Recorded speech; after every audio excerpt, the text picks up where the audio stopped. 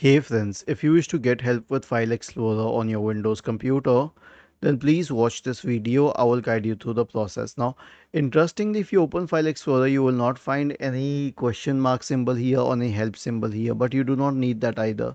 Simply search for the Get Help app, okay?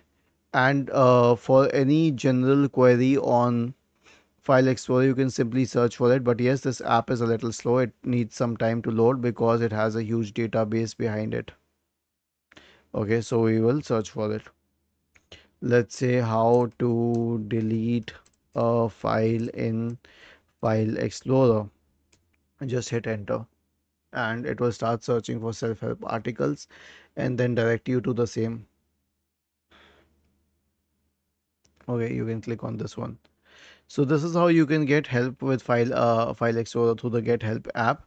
It does not have a specific troubleshooter, but it has dedicated articles which would be quite helpful for you. Was this helpful? If yes, then please subscribe to the channel.